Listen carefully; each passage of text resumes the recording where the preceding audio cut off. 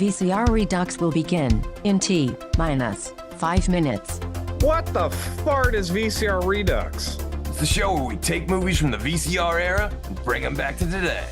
Well, how do we do that? Well, we start by talking about a VHS classic, and usually you'll say something like, I haven't been this uncomfortable since I watched Meatballs 4, Meatballs to the Rescue with my parents. Oh yeah, or you'll say something stupid like, I wish we lived in a world where the Garbage Pail Kids made as many movies as the Muppets.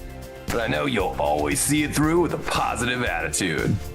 I hate this movie, I hate being here, I hate all of this. Oh, Jamie Kennedy. Oh, well, shit. Well, let's go for this. He was in Son of Mask. This is genius. I am not a gamer. I'd rather read books. I'm just Ian's like the old lady that's like, I got video game monsters, I got toy monsters in here. As long as we respect the passion and the artistry that went into these films. You know, obviously they took this movie, it's 93, right? And you're like, what do you want to see in your Mario movie? And they're like, oh, we want it to be grim, we want a lot of death, we want tits and ass. Oh, and then we start the pitch ideas with modern day sequels like Weekend at Bernie's 3, Cocaine Mountain. Sometimes we take it kind of seriously. I'll watch a Paul Verhoeven alien movie. oh my gosh, that alien will have more vaginas than anything you've ever seen in your life. Sometimes this Hawaiian shirted fool will pitch something stupid like, I would take out the virtual reality stuff and just have it be about Jeff Fahey mowing the lawn. Sometimes the best pitches come from the live chat. Alex Bonafonte also pitches Grand Theft Starfighter Vice Galaxy. wait, I thought I had the best pitches. And what happens at the end of the movie? The ultimate fart. The fart that the warmth goes like all the way down to your socks. The only rules are, there are no rules. Sometimes we cross over franchises. Only the truck from Tango and Cash can kill Christine. And sometimes we travel back in time. Like 1995 is missing a good Universal Soldier sequel. But you never know what we're gonna pitch next. What do you want? Do you want Daniel Stern behind like a muzzled mask? Like, We all know it should be Pesci behind the mask, and like underneath the mask, you should hear him going like fritter, fritter, fritter, fritter. you are so proud of yourself for that one. I can't stand you. I would also love to see a Charles Bronson version of It's a Wonderful Life. What? Direct to DVD. If you made a shot-for-shot remake of Scarface with Goofy as Al Pacino, it would be amazing. Oh my God. Gosh, you need me to be the bad guy. It's like the worst 1987 Disney movie Disney's ever made. Schlongo, directed by Jim Wynorski.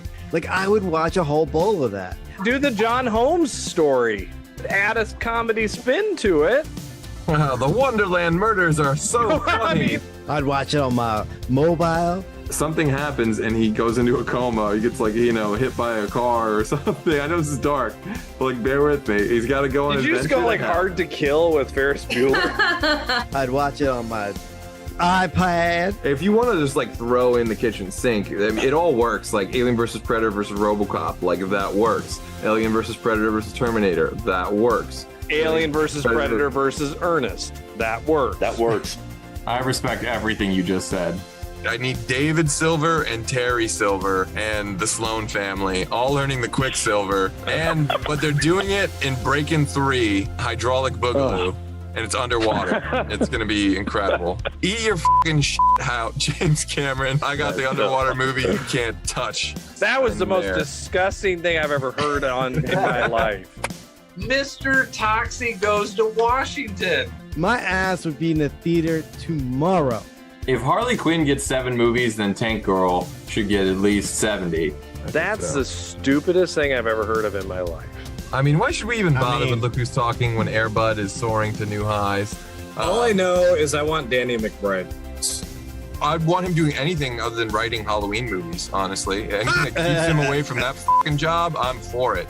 Just let him talk out of his butt. I don't care how he does it. I'd rather not. Austin Powers doing the Macarena. That would be the opening credits. Come on. But we have not yet had Die Hard on a half pipe. What if John McClane Jr. was a pro skateboarder and also an avid machine gun enthusiast? Skater Die Hard.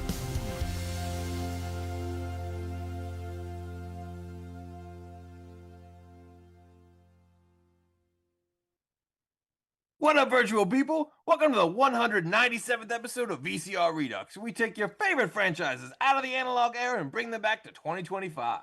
I'm your host, pop culture punk Chris Stiles, joined as always by my co-host with the most complaints, film professor Ian Klink. Up, and away. And we have two radical guests on the show tonight. First up, the VCR's favorite video store veteran, Scott Benson, is back on the show. What's going on, guys? And rounding out this righteous crew, coming to you all the way from the left coast, the VCR's favorite film editor, Derek Lufkin, is back on the show. Greg. What's up? Thank you so much for coming back on, guys. We are here today to throw a heavy metal Donner party, to make the world believe in Christopher Reeves, and to painfully misfire with Richard Pryor. That's right, folks. This world needs Superman 5, and we're here to give it to you. But before Iowa Ian finds acts a fool for Ned O'Toole, we got a dish on how Superman came into our lives and what we love about it. And of course, that goes double for you at home and everyone watching the live chat. Was it love at first Laserdisc, Vital VHS? Hit us up in the chat and let us know how Superman came into your lives. So, Derek, how and when did you first get Superman? Well, if we're talking about Superman the movie, I think I saw it much later, like almost high school age. I don't think I was really into Superman. I watched the some variations of the cartoons. There was like a 40s cartoon, and there was like a the 90s Fleischers, cartoon. yeah. And I vaguely remember watching that as a kid, but I'm pretty sure I rented Superman on DVD in late high school and liked it. I was aware of it beforehand, but this is even before the 2006, way before 2006 Superman Returns. Oh, wow. So but it was like the DVD era, though, that like kind of pulled I think you the in. special edition was already out, so it must have been 2000. I really put up that big box set of like Superman 1 through 4, and that was like in the early days of DVD. There were a couple of box sets that like made me drool when I was too poor and young to like afford them. It was like the Superman one, the Rocky one, the Dirty Harry one, you know, the Nightmare on Elm Street ones that like if you lined them all up, they looked really great on the shelf, you know. But yeah, I always had a fondness for those. My dad did have the Superman DVD set, and I still kind of a little green in the gills about that. But what about you, Sky? I'm guessing you saw the first one in theaters? I did. My dad took me, and I honestly, I might have even a stronger memory of that in theaters than Star Wars in theaters the first time. Wow. That when Lois died and Superman gets all pissed at the end and, you know, kind of screams and flies off. I remember that registering really strong. And even the comic book, which is funny because I remember distinctly seeing it in the theater, but I always forget about it when I watch the movie, is that right before you do anything, when you go to Krypton or whatever, it's that little girl turning the pages of the comic book and kind of narrating it briefly. The very beginning of the movie, it kind of, before it talks about, you know, something mentioned about the Daily Planet and Clark Kent and all that stuff. But yeah, I remember that, seeing that in the movie and remembering it very vividly, but also the George Reeves Superman from the 50s and 60s or whatever was in syndication. So that was my intro to the character. So I was already kind of into him. And then you go to the movie, and I remember the commercials on TV that were always ended with the tagline, "You will believe a man can fly," you know, and then seeing that movie in the theater was like pretty affected by that whole thing. And Superman 2 for that matter too. Like I went out real, as soon as Superman 2 came out, I was right out to the theater to see that one as well. So See, I wish I could have seen that one. That's still like on a short. If I only had like 5 classic movies I could see in theaters, like Superman 2 actually might be on that list. Just because I feel like it would be a really fun audience participation movie, and like you know, just like one of my favorite line deliveries of all time is the great Sarah Douglas. The way she says "Superman," like. That is just, I can never not hear that. I can never like think of that movie and not hear Superman. fun fact, I've always had a kind of a crush on gothy women, and I'm pretty sure that's Sarah Douglas's dark lipstick and black hair and makeup in that movie that started that for me. Oh Because yeah, I mean, forever you I've know, always thought women with dark hair and that Susie Sue kind of Susie and the Banshee sort of makeup or whatever. I was like, had always been a turn on for me. And I'm like, that traces almost right back to Sarah Douglas showing up. Is that the in female Superman 2. villain? Yes, that's Yeah. Ursa. Yeah. Ursa. God, those movies were great. All right, Ian, what And the about Donner cut is really cool. Like to watch Superman and then go right to the Donner cut is actually a really cool way to do it too. To see it's how it should kind of have cool. I been. mean, it's it's fucked up because you get the same ending twice, of course. But Yeah. other than that, that's the thing is I always, that's one of those cinematic like, fuck ups, that just we're gonna have to live with forever. We never obviously Donner would have come up with another ending and maybe it would have been great. Maybe it would have I don't know, maybe it would have been as cheesy as flying around the world backwards. But there, it's I have such mixed feelings about it because like Superman 1, obviously we hold it in such reverence, but like Superman 2 had like the action, that had like the pepper and like the steak and like, Oh, absolutely. And I say this to everybody, it's like to me, Superman, the first Christopher Reeve movie, is still the benchmark that I kind of measure all other superhero movies against as a far lot of as people feel that way, I think. just the general structure of it. I mean, Donner was really there's just the perfect casting, the perfect amount of levity and seriousness, and everybody was really, Hackman clearly was having fun doing it. Brando, you can never tell, but I mean the thing is, it's so perfect from so many different angles when you look at that. I love Compared to the anything outtakes. else. Have you ever seen the outtakes of Brando? Like, you will come to this world, kill all, halal, kill Ralph, He whatever your name is. Like, and it's just so he ridiculous. refused to pronounce Krypton. He always called it Krypton. Krypton. I think There's Richard a was lot. too afraid to correct him. It's like, go Wouldn't be. There's a lot of things that really bug me. Krypton is one of them, but nothing bugs me as bad as when people say Luthor, and it's all over the Donner films. Like, yes, sir, Yeah. Mr. Luthor, and I'm like, Well, isn't that Ned Beatty's split. accent? That's kind of that way, though. That it's But much it's more no, but Mr. the thing is Luthor. that really bugs me is that it's now been repeated wrong by so many other people in things. Yeah. And I hear Luthor even in like the Snyder films. Some people Yeah. were saying Luthor. I'm like, what the fuck? Why are you saying that? Who the fuck? Like anyone, if I was ever had any power, anyone saying Luthor would immediately be fired from any of these fucking An projects. homage to the mispronunciation. Yes, no homage. What about Iowa Ian? When did you homage your way into this cinematic? Hold on. Can you guys hear me? Yeah. You can hear me. Okay, all right. My microphone was having an issue. Ah. So I came to it actually from HBO because they played Superman 2 like all the time. So my first, I remember watching Superman 2. And not the Richard Donner cut. I'm talking Richard Lester cut, which is probably the better cut. Because sadly. Well, the Donner cut wasn't until what, 2006?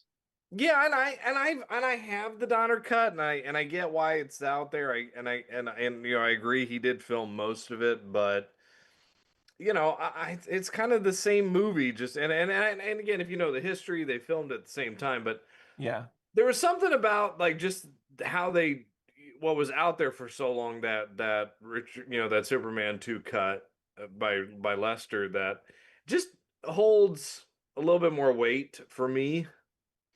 I think it's shorter, it's faster, it goes a little bit smoother in a little weird less. There's a little more, even though there's powers that were never established and used before or since.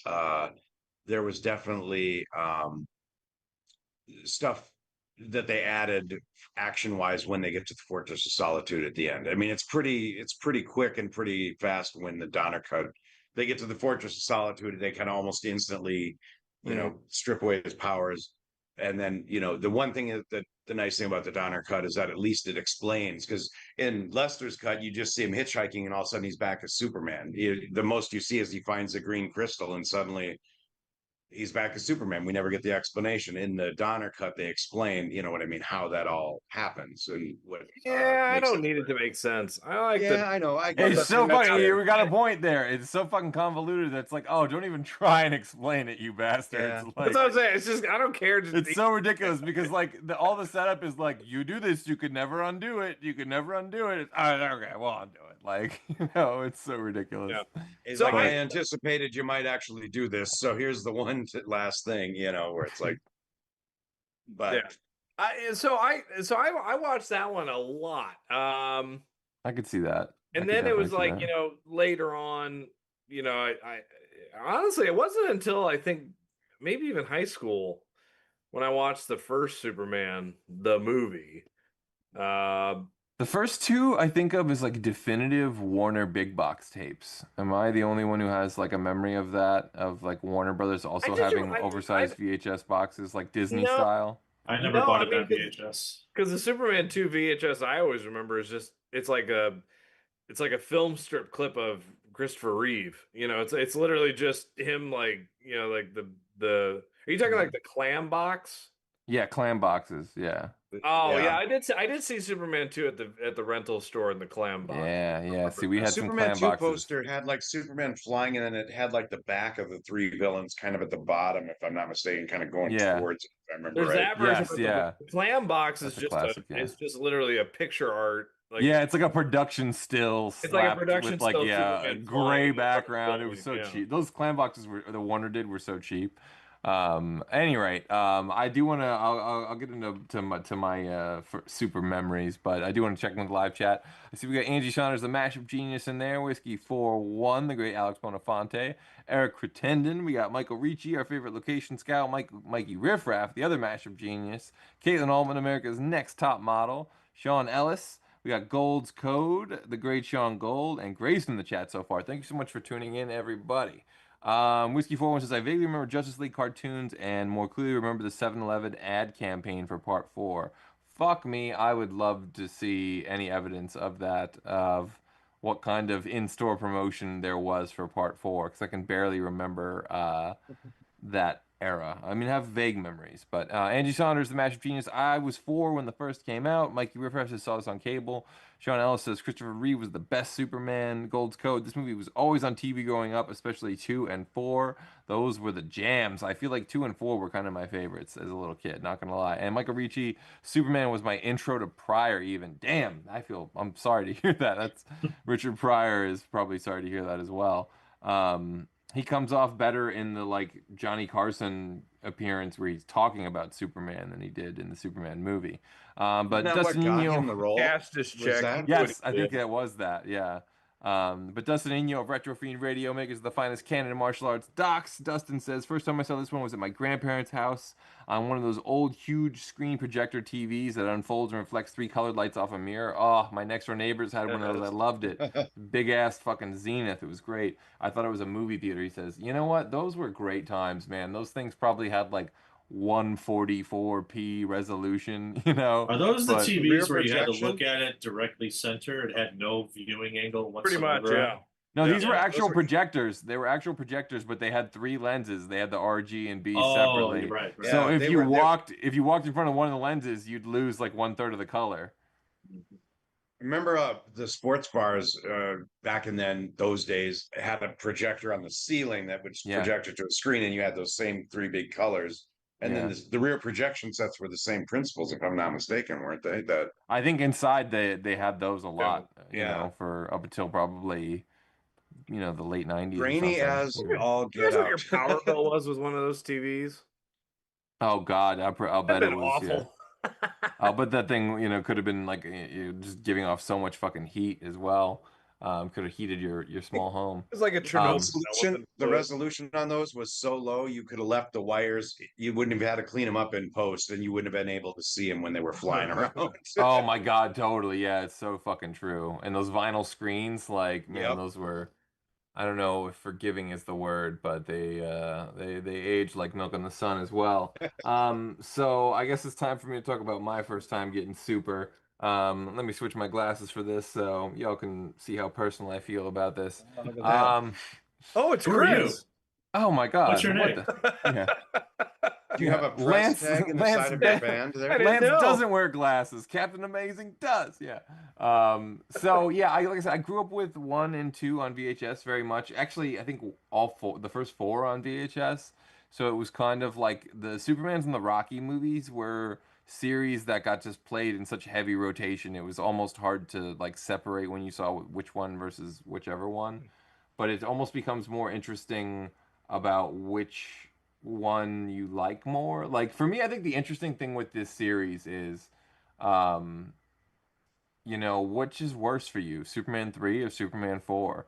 Because I feel like that's a really excellent debate. Like you could really make a great case either way. You know what? Nobody faults you. Whether you say you like Superman or Superman 2 is your favorite. Nobody really faults you for that, but they will judge the shit out of you on where you land with 3 and 4. Yeah, I think so, right? Like you could definitely lose some fucking friendships over I know this the or- fourth one was Canon Films. Was the third one Canon Films as well? The third one was not Canon No. Films. So it's Just interesting the the story, fourth one? yeah. So the story, yeah, very quickly for those, who aren't familiar behind the scenes, they had shot Superman 1 and 2 back to back, and they were almost done with both films when they told Richard Donner to focus on Superman 1. Then Superman 1 comes out, it's a big success. He says something about, was it Pierre Spangler or whoever, the producer? He's like, oh, well, I hope to not work with him again. So the Salkinds fired him at great expense, and then they hired Richard Lester to reshoot Superman 2, enough of it to get his name on it as director, which was very expensive. And then you get the version that most of us grew up with. Then Richard Lester also makes Superman 3 with Richard Pryor, really underperforms. They make Supergirl, even more underperforms. Then Canon buys the rights to Superman very cheap, makes Superman 4, Quest for Peace, and that severely underperforms to the point where it was almost like the Batman and Robin, I think, of the 80s, Well, you know where the problem lies is Superman 3 was a bad movie. I mean, a bad movie for a number of reasons, but it had a budget. Superman 4, better movie, but with no budget to make it work. Do you know what I mean? Like if you had Yeah, given I Superman think 4 a so. budget, it might have been a pretty cool film because you had a super villain for him to fight. Yeah. Maybe You had you're not Hackman, dragging yeah. Muriel Hemingway into space where she should Yeah, have burned throw up in physics atmosphere. right out the window. Oh in that man. movie. Yeah. But you know what I mean? Gosh, yeah. It's And you're not fighting a Chippendale dancer. Mark Pillow was that guy's name. Yeah, But he they looks like don't- he would they be don't, like Crease's Is that stand-in. his stripper name? Yeah, he was a Chippendale. This is true. They, He was an Nick actual the Chippendale Dick. dancer. Yes, That's no, where I they know. found him. Yes. So he literally was a Chippendale dancer. Word for George by the way, Lazenby. and by the way, voiced by Gene Hackman. It was Gene Hackman's voice for all of his dialogue. Oh my God, I think that's right. Yes, that's another fucking super weird thing about that movie. Yeah. The fingernails, there was a lot of weird choices made. Like, But when you go in there and gets when scratched. you go in and you tell them, hey, you're making Superman 4, and by the way, you're getting half the budget of any of the previous movies. Yeah. Have fun with that and make it work. It just you're Well, gonna poor have Christopher bad Reeves, effects. because they got him on board by saying we'll do whatever you want script wise, and we'll try and get Donner, we'll make it respectable, and we'll make that movie Street Smart that you really want to Yep. do, that passion project. And Street Smart's a great movie. It's Which a gave little. us Morgan Freeman, right? It is, yes. It's totally 100% factual. It's the movie that put Morgan Freeman on the map. It's like before Lean on Me and all that shit. So that's huge. But interestingly enough, even when they're making Street Smart, Christopher Reeve was starting to figure it out. Like, oh man, like you can't even handle making a little movie like this. How the fuck are you gonna make Superman? Like, and poor Christopher Reeve, he had to go out, and there's interviews of him being like, "Oh, Superman 4 is excellent, folks. It's the best one since the first one." Like, and I'm not just a salesman in saying that. Behind the scenes, he's telling John Cryer, like, "Hey man, brace for all hell to break loose. They're releasing an unfinished film." I heard about that he pulled John Cryer aside, who wound up playing what was it? Cryer played Luthor in a Smallville. Yeah, Okay, and yeah. the Crisis on Infinite Earths, I think, on the TV Yeah, shows, yeah. the Arrowverse or Supergirl or all the above. I don't know. Yeah. I love John Cryer, but man, that dude's just gotten a poor shake of things in Hollywood. He's the most gets successful TV show of all time. Whatever, he's fine. all right, fair enough. Yeah, He's exactly. fine. He won't be coming to my funeral, that's for sure. Well, he's not coming to mine either, but but at any rate, the thing is with 4 is that like 4 was a jam for me when I was a kid. Like 4 was fun. You didn't know better.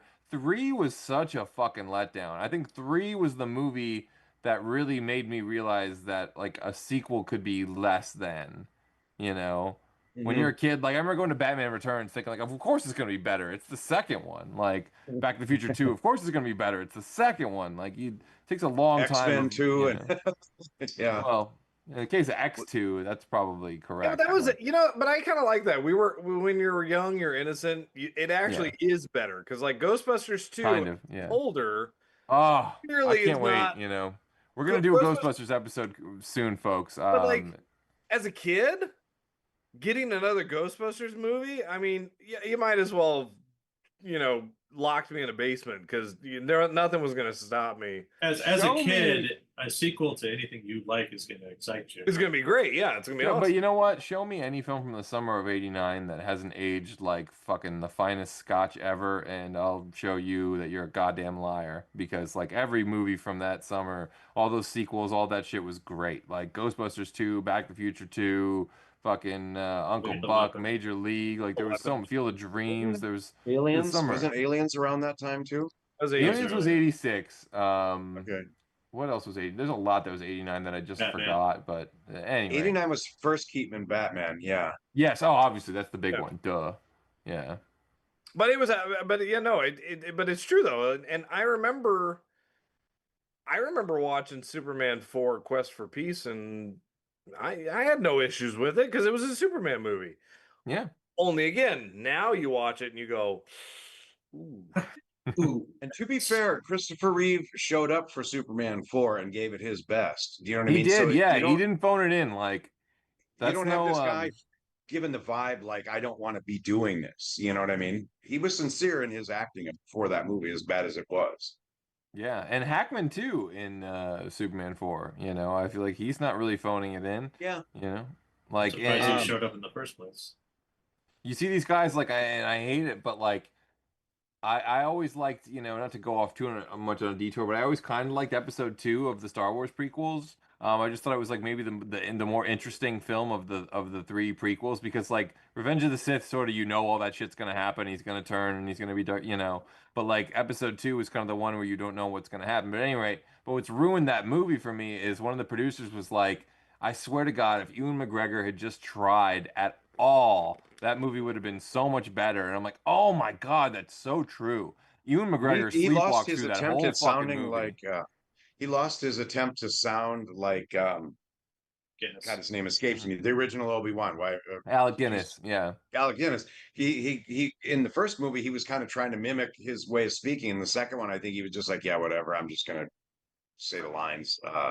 Yeah, I think he was, even worse than that. It's, you know, like, oh, even losing the accent was maybe the only improvement in some ways, but like, it's just his listless performance, just like, who ordered the clone army? Like, is it the clone army? Oh, is this bounty hunter Django Fett responsible for the clone army? It's like, oh, sleeping through the movie. But yeah, Reeve doesn't do that in any of these, and that's like, hats off to him because it would have been really easy to do that, I think, through 3 and 4. Even guys, like, you know, have any of you watched that documentary on Christopher Reeve? Oh, it's great.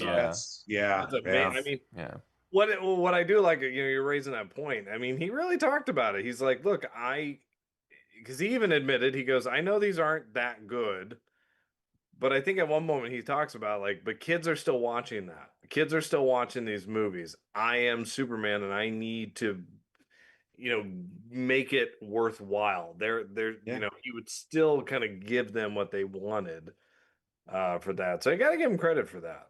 You know, so, you know, like we were saying, the third movie, as bad as it is, still has that one, what I think is a cool, memorable moment is the fight in the junkyard where he's kind of fighting himself or whatnot. Is just, it's a little unexpected, but to see Superman, anytime you see Superman fighting a being that's got his equal strength, I think is always kind of fun.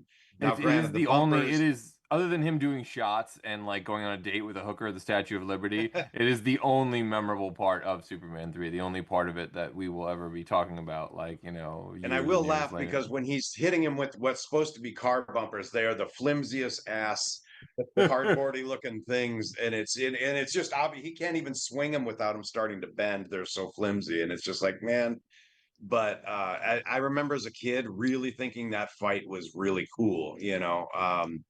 And then the rest of it, not so much. I But guess, the scam Richard Pryor does is so brilliant that they actually name drop it in Office Space, and it's actually a Yes. large part of that movie. That's true. Yeah, that is like that is gonna live on forever too. It is like central to the plot of Office Space. Yeah, that's the of whole. Office Space. Yeah, the Superman 3 thing.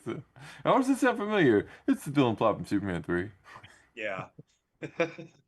That's probably better than anything in Superman 3, honestly, just Office Space in general. So kudos for that, I guess.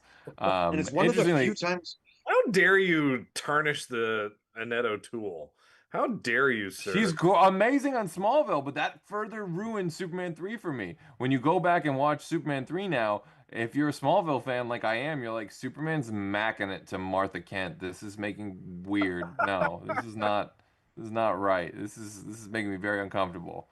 Wasn't the Robert Vaughn actress is usually- who played Supergirl in the new Supergirl show on the WB? The actress who think played so. you were talking about Helen Slater? Was Yeah. Helen Slater on the W? Helen Slater had a Smallville cameo, I think, as I think she's a regular character on the Supergirl show probably when it was on. Yeah. Yeah, that wouldn't surprise me. I love Helen Slater. Kudos to her. Supergirl. Maybe we'll do a Supergirl episode one of these days. Well, here's a big question: do we count Superman Returns? That's a good question. I think for our intents and purposes, no. I think this is, I mean, there's no rules. Everyone can do what they want. But I think it would be interesting to think about what one more Reeve movie could have been. Because I just always felt like we were kind of missing one movie. Like they were supposed to do 5 of these, you know? And like there were 5 Rocky movies for a long time. And it felt like 5 is about it's probably a good point to stop. Well, the challenge was he just did not want to do it. I mean, it got after he 4. explored it though. They talked about it. They always Donner was always kind of itching to come back. They just didn't have the money to pay him for this movie or to give him, what he wanted, the budget wise and stuff. Because he was off making Lethal Weapon movies, which were huge, and that's one that was summer '89, Lethal Weapon 2. Well, I love. I mean, if you watch his career, I just watched Noises Off a few weeks ago, which is Reeves plays he's like a theater actor, and he's phenomenal. Oh, I think I saw that once. Yeah, I mean he's Village of the Damned. Village of the Damned. Yeah. It's mid-level Carpenter, but it's pretty good, But I love his performance in it, and one of his best ones is Remains of the Day. Yeah, I know. Wasn't it Somewhere in Time? Wasn't he in Somewhere in Time? He was in Somewhere in Time, yeah. That was like after Superman 2, I think. I never saw. What was that like? Didn't he do like an Aviator movie, like a Howard Hughes movie or something? Yeah, that was in like the 80s. Yeah, I would. Superman 3 was supposed to have Brainiac as a villain, if I'm not mistaken, at one point. I would have loved, yeah. Which I thought was who Richard Pryor was supposed to be, but he was just like, I'm not doing makeup now. Something like that. I think I read something like that. He was going to be Brainiac, and he just did not. He was like, I'm Richard Pryor. I'm not doing this. I'm showing up in a jacket. Deal. See, this is something that's always bugged me. That's like, it's like Richard Pryor goes on Johnny Carson and says, oh, I like Superman. And then they're like, we got him in the movie. And then it's like Channing Tatum at one point is like, I want to be Gambit. And they're like, we got to get him in the movie. And then you get these guys in the movies, and then the movies fucking suck. There's like Danny McBride is like, I think I could write a Halloween movie. And like, we got to make that movie. It's like, stop letting the inmates run the fucking asylum. Like, Jesus. The one problem I kind of had a little bit, the first one, not so much, but in the second one with Brandon Routh, or the supposed sequel with Brandon Routh, as far as it's like, Luthor is still dicking around with real estate. And I'm like, I don't think you need to be an evil genius for real estate. Like, get some stake or something that's a little bit more higher stakes than just trying to find places to build condos. You know what I mean? And it's just weird. Like, I like Brandon Routh, but like his performance in the movie is not good. I've seen him in other things, and I think he's very good. And I think he's probably even way better as Superman in those Crisis on Infinite Earths things on the CW shows or whatever. But But he was just trying to be Christopher Reeve or kind of ape him yeah, a little bit in that. yeah, they did him 100%. dirty, Yeah. you know. It Yeah, was it's act like Christopher Reeve. And yeah, Boy, we're gonna I yeah. tell you what, if Chris Reeves' son wanted to act, we could get a Superman Reeves sequel. His son looks damn near spot on to Christopher Reeve. Have you ever seen his son? I actually think Christopher his Reeve's son son? looks a lot like the Batman from the animated series because he's got brown eyes, and like that's the one thing that he doesn't have is the blue eyes. You know, Superman. They all I made know Brandon is Routh wear blue contacts. You know, I'll take Yeah. anybody then who we're currently getting as a Superman. I you don't know really how are that hating, Don't movie's judge on until this you've corn seen sweat it, guy. sir. Listen, I don't know how this movie's gonna go, but it's not gonna go where anybody thinks it's gonna go. That's Well, I all I'm wanted gonna us to say. I wanted us to shoot our shot at another Christopher Reeve movie before we got this new Superman movie. I So in agree. case we, so we don't steal ideas from this movie or whatever, it doesn't influence us. But Canon had a plan. They were gonna make Superman 5. They already announced it in the trades, just like that Spider-Man movie they were gonna make and Masters of the Universe 2 and all this shit. But and they had a lot of footage left over from this, where Superman fights an earlier version of Nuclear Man from Superman 4. And they were like, all right, that's like half an hour. We already got half an hour of the movie made. All we got to do is write an hour's worth of movie and shoot an hour's worth of movie around this, you know? Genius? Um, Is it foolish? Which one? well, you know, Or are they both the same? they could both be the same. I don't know. But again, like I would have loved to have seen where that could have gone. Getting Michael Dudikoff, which there's some gold code says Michael Dudikoff should have been forward, and he's right. So to get Michael Dudikoff in then and see how that could have gone, like what he could Well, have dude, done. this was the era when Stallone and Chuck Norris were part of Canon Films' whole thing too. You probably could have worked Stallone in there as some kind of a villain of some sort, Charles Bronson, or there's a something. lot Yeah, that that was also the Charlie Bronson era. there was a Charles lot, Bronson is yeah, Lex Luthor. How about that? Sign dude. me up. Yes, Charles Bronson is anything in this universe. Charles Bronson is Mixapitalik. That's the thing is, I could have seen them doing. I also could Oh, have seen there them you having go. Tattoo from Fantasy Island as Mixapitalik back then. Like Canon Films be like, yes, we will give you $10 a day and you're Mixapitalik. Mix a Um, clip or whatever his name is. Yeah. yeah, Charles Bronson and a Superman. So you think you can fly? or fucking Chuck Fly Norris as past Ultraman. this. I'm too old for this shit. So. Dudikoff is Bizarro. Like, dude, I gonna love say, Bizarro. Ever I since was I just saw gonna say, Bizarro on Superboy, I've loved it. how about I was thinking Stallone as Bizarro because he already kind of has that kind of sound about when he talks. Oh my God, I never realized it, but it'd be perfect. Yes, Stallone is Bizarro. He like is Bizarro Superman. He's like, hey, this truth is Superman justice. being a Bizarro hurt you. He wouldn't even have to try that hard to change his dialogue or his speaking voice. Oh my God, that's so fucking funny. And what's funny though is that Christopher Reeve and Stallone, they had some kind of beef. I don't know what it was about, but I know Stallone really lobbied hard to get the role of Superman, and so maybe that's In why the they have some 70s, all the beef way back to the all the way 70s. back in the 70s because Rocky was 76, Yeah. Rocky was a big deal, and so he tried to like flex his muscle to like become Superman, and he I thought think like, oh, Stallone has a lot of beef with a lot of people. I think that's true.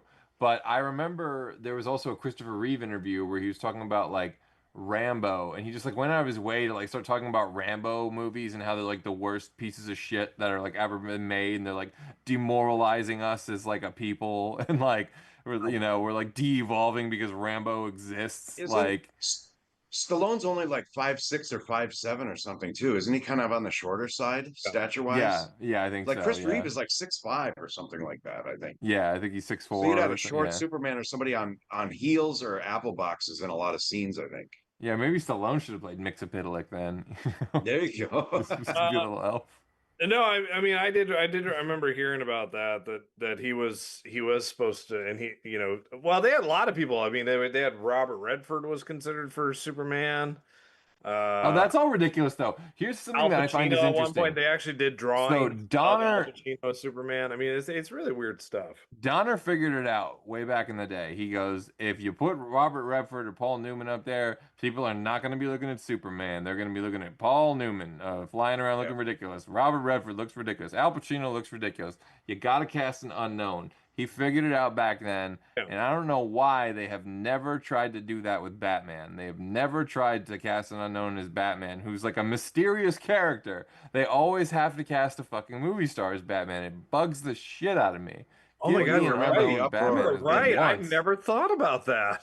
Oh my God, remember- they don't have the confidence in Batman, who's like the most profitable cinematic fucking character ever, to make a movie star. God damn it, we need more movie stars. You remember the uproar when Keaton got cast in the 80s, don't you? I mean, And same thing God, when people were Affleck, losing yeah. their minds. Yeah. They're like, there's no way this guy can possibly be Batman. This will never work. And I think, crushed it.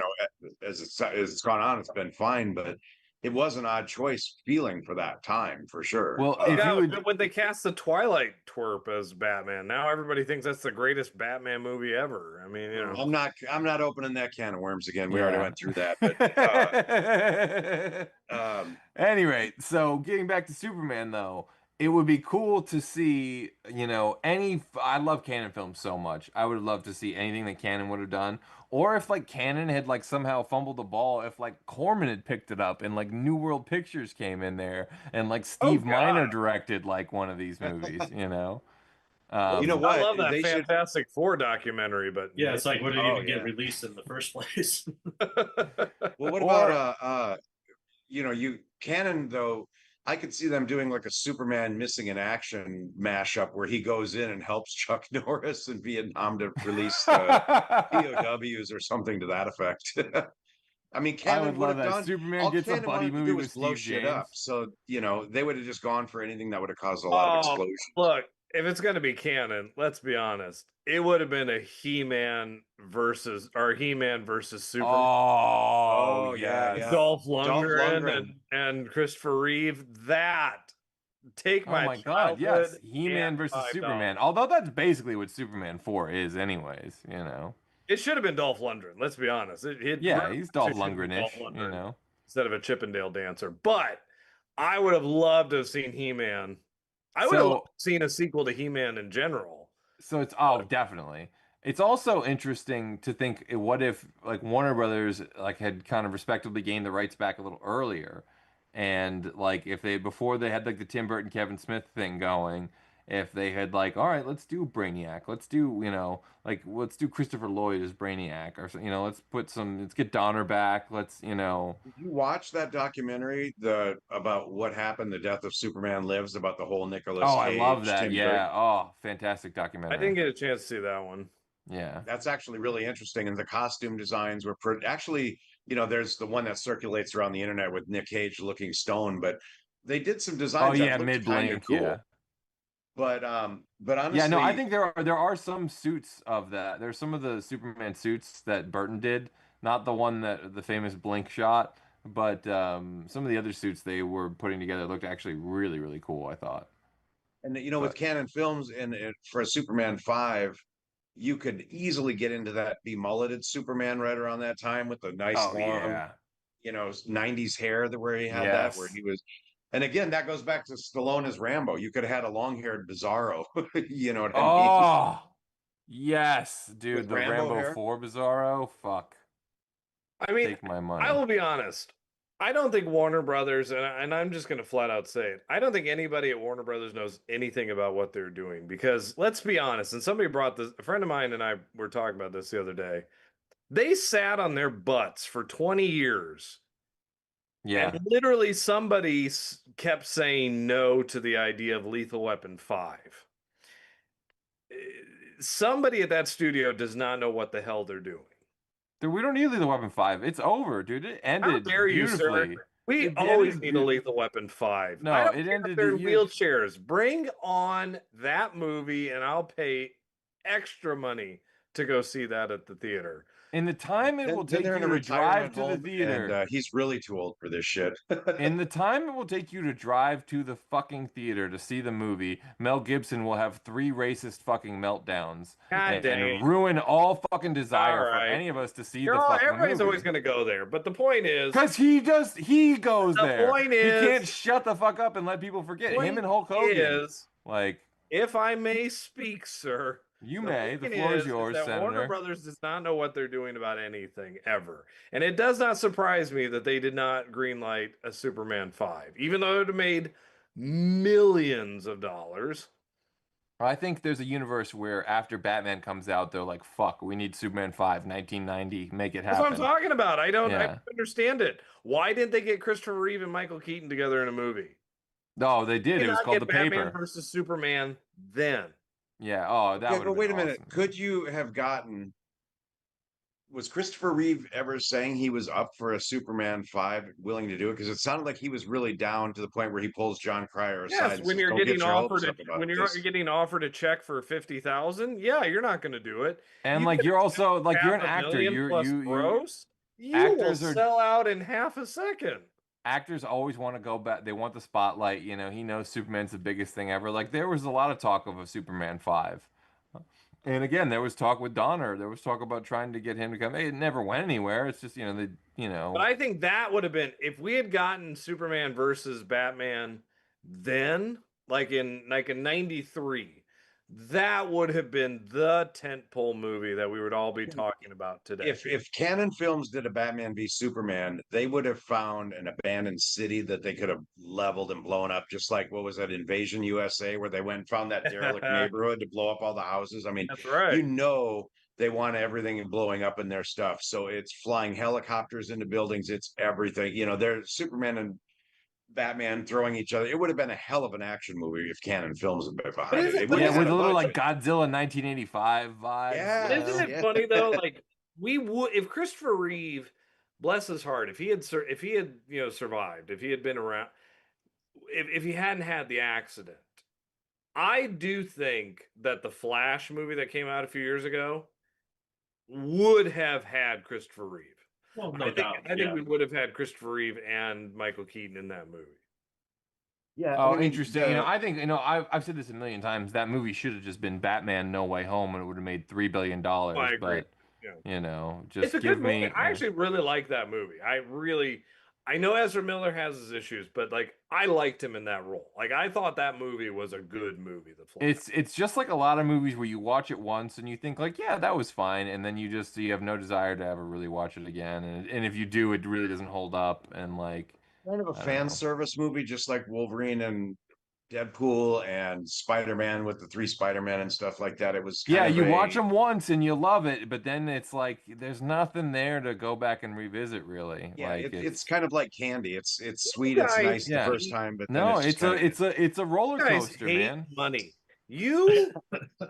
I just said they would have made $3 billion. They are artists. Yeah. But a Batman No Way Home, I think, could be. The point I think a Batman No Way Home could be something, and maybe Spider-Man, maybe they all could have been better. But I think Batman No Way Home could be something that's like worth revisiting time and time again, especially if you had Affleck and Keaton and like fucking Clooney. Like, oh, dude, like I know Kilmer was out of the question because of his health or whatever, but if you had like, oh, that would have been great. Or Bale. But honestly, before the MCU, superhero versus or team ups, it just wasn't a thing, really. It wasn't. No, it's true. Yeah, like Batman versus Superman in the early '90s, audiences were like, "Really? Why?" So there are pitches in the live chat. I realize I've been kind of neglecting this. I'm sorry to cut you off. But I'm like, holy shit, I just realized people have been pitching stuff. I haven't been reading there. So normally I start with live chat. I apologize to everyone, guys. But the first pitch I see in the live chat does come from Angie Saunders.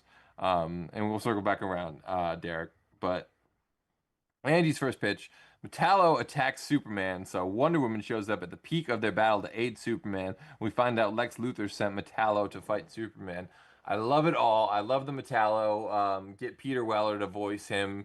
I love that the Wonder Woman. Who would have played Wonder Woman back then? Would it have just been Julia Roberts because she wasn't around. She wasn't quite up yet.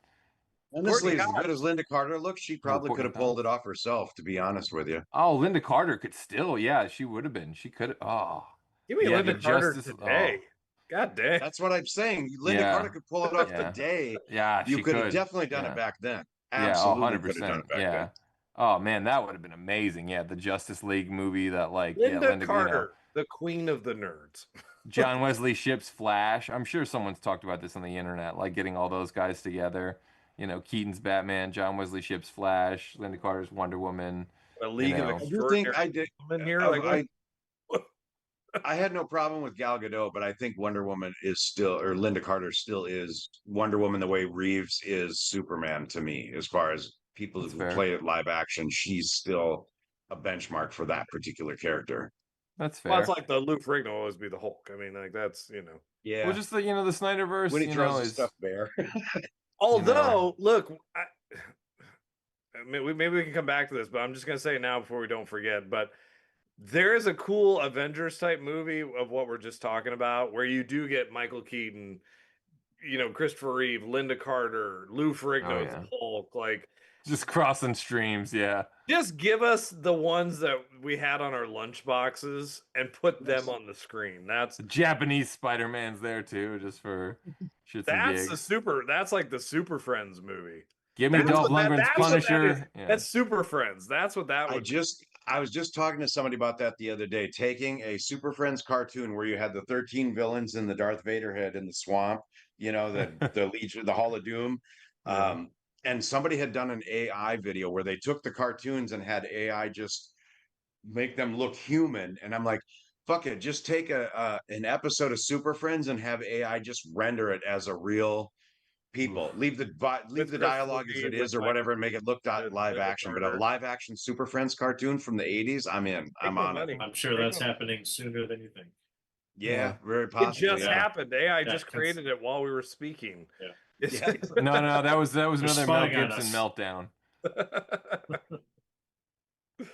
So there are more pitches, of course. Gold's Code with a pitch. You might want to cover your ears, Ian. Gold's Code's pitch. The Daily Planet opens in Ohio, and Clark must follow the feud between Mitchell and the Preps, where he must balance protecting his identity and their lives during the race in Superborn. Oh, I love that. Starring super dork Seth Green. Oh, he does have the shirt. It sets it up. Technically, it's in canon. It's all in universe. You know what though? That brings up an interesting point. And they addressed this a little bit in one of those recent Tom Holland Spider-Man movies. Is kind of how the press, as in print news, is kind of on its way out. Like, so would Perry White be a podcaster, or would maybe Clark Kent be a podcaster? I think in the 70s they kind of built him as a TV news anchor for a while. You know what I mean? Rather than a newspaper reporter. Oh, I think you're right in the comics. I think there was, or maybe in the 80s. Yeah, and so something like that. With today's media such as it is, being a newspaper reporter kind of outdated and maybe not as relevant anymore. So who knows? Would the Daily Planet just be a YouTube channel or a cable news show now with a lot of opinion worked into it? Yeah, who knows? I mean, I guess maybe we'll see about that in the James Gunn Superman. Although it interestingly takes place in a very kind of different universe. It's like Man of Steel had the approach, the Nolan approach. Like, what if this happened in our real world?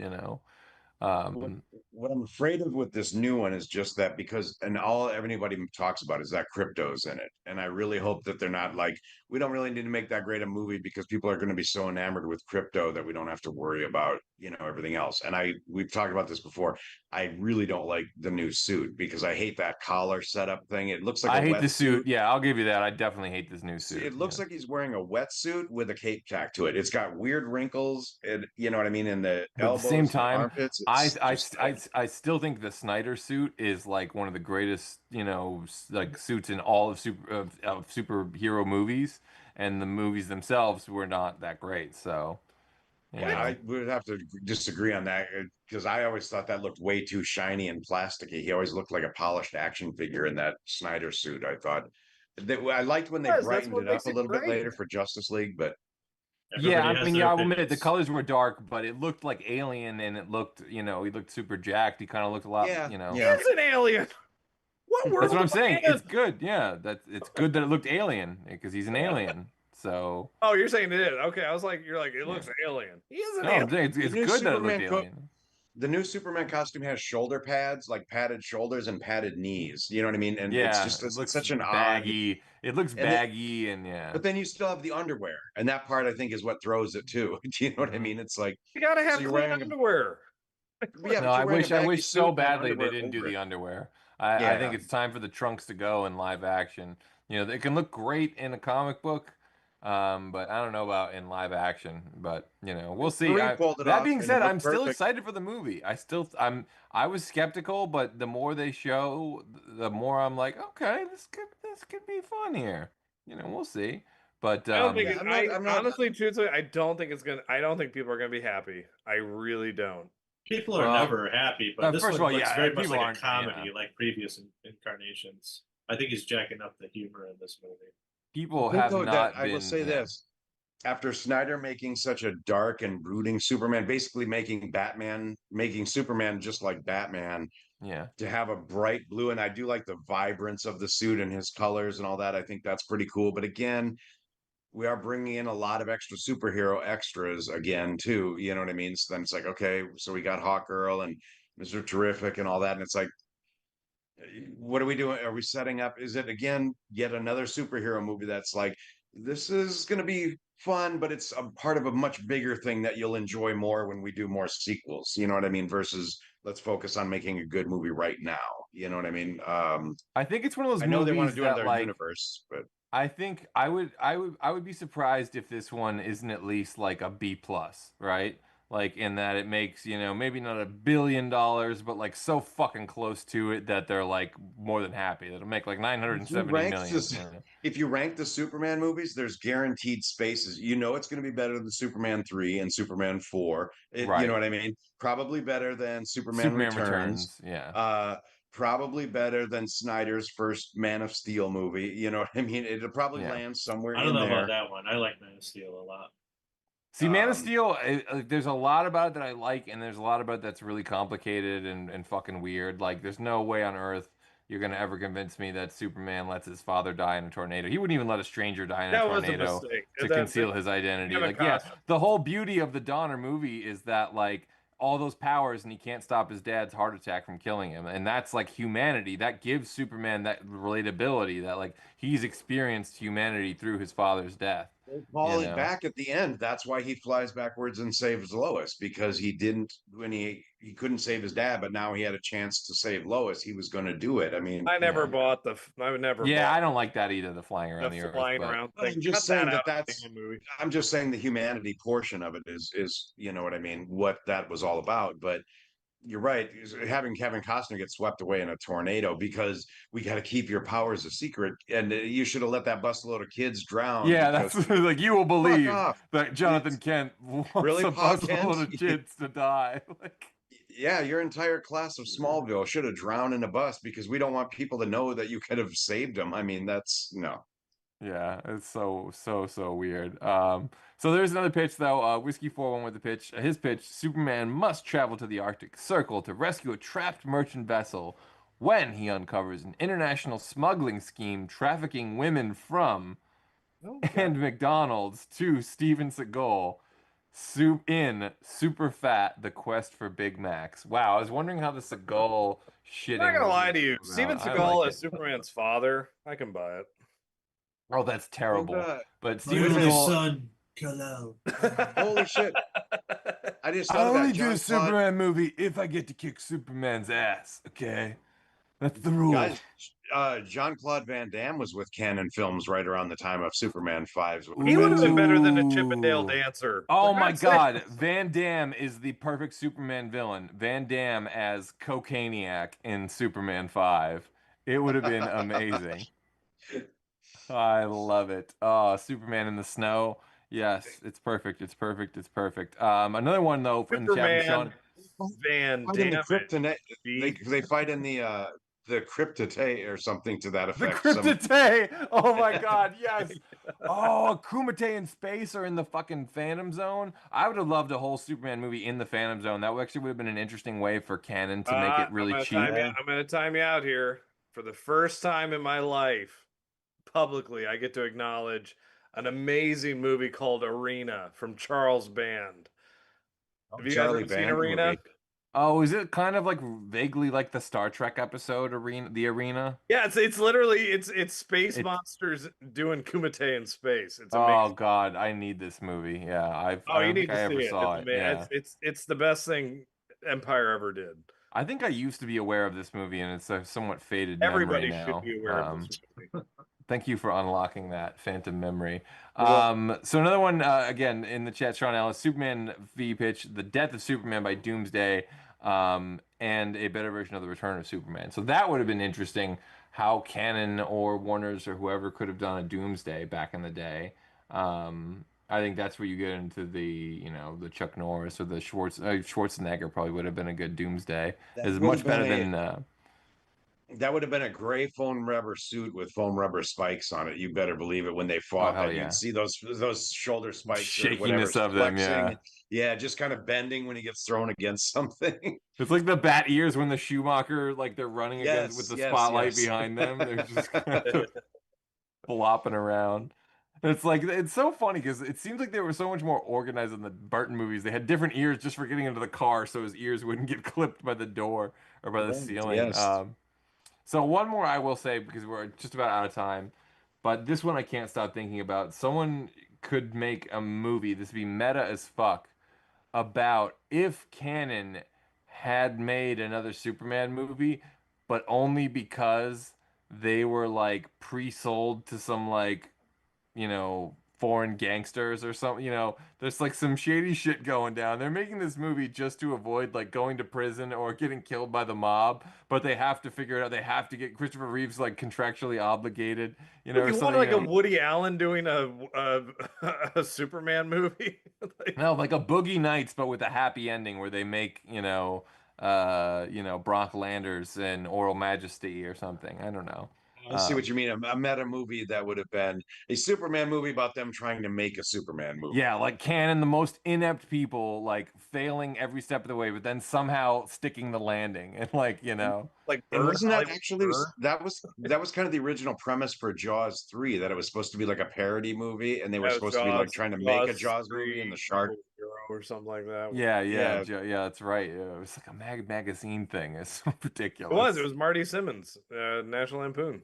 Oh, that's right. Yeah, that's what it was. He was fucking National Lampoon. Excuse me, I was close, but no cigar. Well, I don't know if we exactly did it. I think we had fun with it. We took Christopher Reeve movies out of the box and played with them a little bit. But I still say Masters of the Universe 2, Superman Returns. That's that's what I want. I mean, that's certainly the movie that would have made all the our inner children very happy. And it would have saved Masters of the Universe. Hasbro would have been very happy. You could have done a lot worse than that, I think.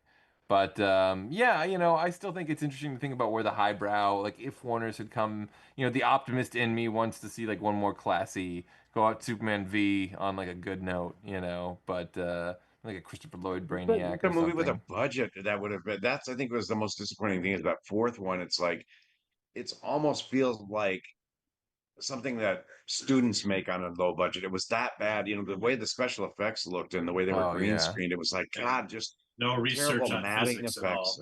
all. And, yeah. So bad, yeah, but so many great memories. So who knows? Hopefully they stick the landing on this new Superman movie, and maybe someday we'll get in the comic world.